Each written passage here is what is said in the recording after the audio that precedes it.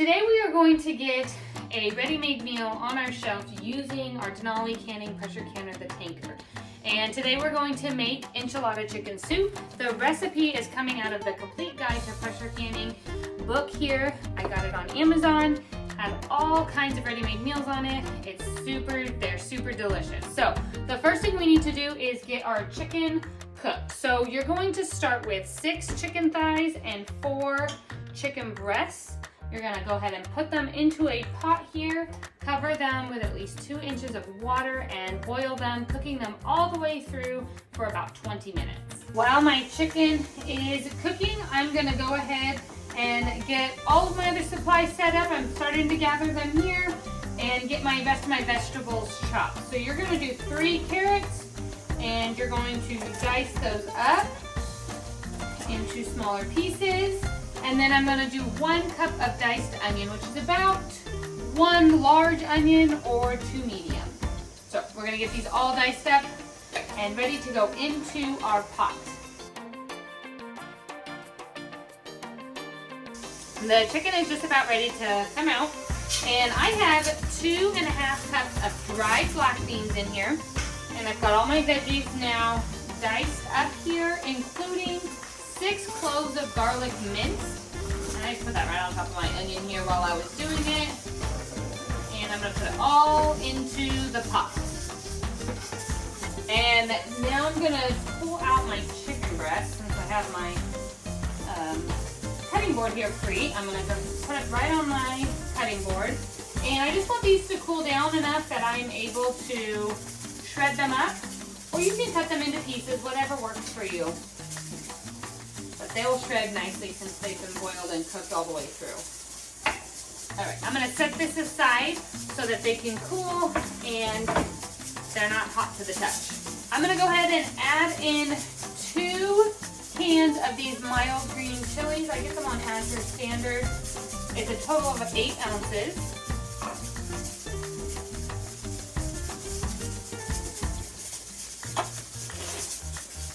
I'm gonna do 4 cups of frozen corn.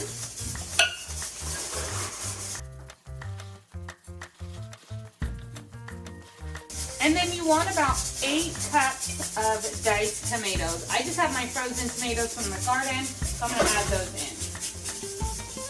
Now I'm gonna add in 6 cups of chicken broth and 2 cups of water. Just gonna stir this around right now. While my chicken is still cooling, it's just about ready for me to kind of shred up. I'm gonna add in all of my spices. I'm gonna do 2 tablespoons of chili powder, 1 tablespoon of ground cumin, 1 tablespoon of salt,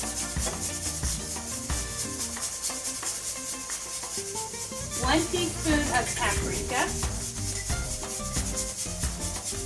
1 teaspoon of oregano, and you can put in 2 whole cayenne peppers. We don't like a whole lot of spice, so I'm just going to sprinkle a little bit of ground cayenne pepper in it. Not a whole lot. The kids won't eat it if I do that. Go ahead and give it all a stir, and then I'm going to shred up my chicken and add that back to the pot.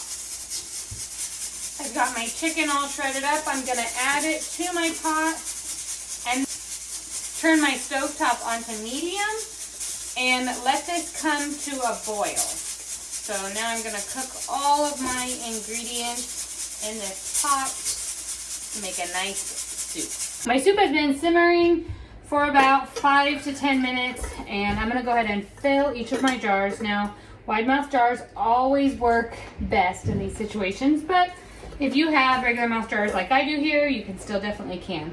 The best thing to do is to do the chicken mixture first and do it about 3/4 of the way full.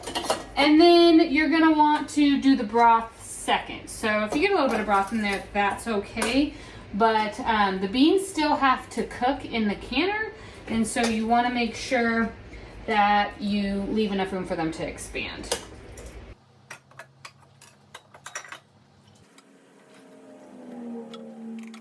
Okay, now that I have all of my chicken mixture in there, I'm gonna ladle in the broth, leaving a generous 1-inch headspace. So you wanna make sure that you have plenty of room for those beans to cook. If you don't have enough broth to go around, which I know I'm not going to, you're gonna just go ahead and add some water. So I'm gonna go ahead and do the rest with water. Okay, now you're gonna take the back of a wooden spoon or a tool and you're gonna stick it down each of the jars a couple times, get out any air pockets, and make sure that you are keeping the appropriate headspace. So after you've done this with all of the jars, if your headspace isn't right, you're gonna go ahead and add more liquid to make sure that your headspace is correct. Okay, now you're gonna go ahead and take a clean dish towel. I just have water on this. This isn't a sticky food, so I don't worry too much about it. If you needed to, go ahead and dip it in a little bit of white vinegar to get the rims nice and clean.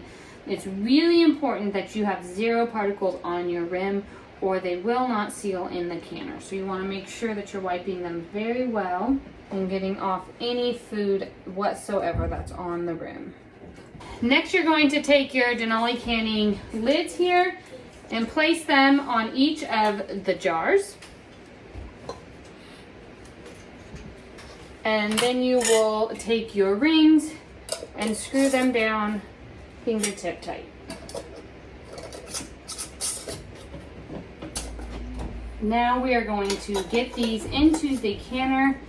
You want to make sure that none of them are touching each other and that you have some space in between each jar. Now comfortably, I can go ahead and fit about 7 jars. I'm actually going to only do 6 right now. Since it's not worth running my canner again to do 1 more jar, I'll keep 1 back and do 2 on the next round. But I'm going to fit in here 6 comfortably where they're not touching each other, and I can go ahead and get my lid on. Now once you slide your canner into place, you will notice that my weighted gauge is already on. For using this canner, the weighted gauge can stay on at all times because it has an automatic vent in the handle here. So all I'm gonna do now is just turn my stovetop on. I'm gonna let it do its thing. It's going to vent itself, it'll seal itself off. Once it seals off, it'll start to begin to build pressure. Once it hits pressure, my weighted gauge will start to hum and jiggle back and forth. That's when I'll start my timer. I'm gonna process these jars in this canner for 1 hour and 30 minutes as quart-sized jars. For pint-sized jars, you'll do 1 hour and 15 minutes.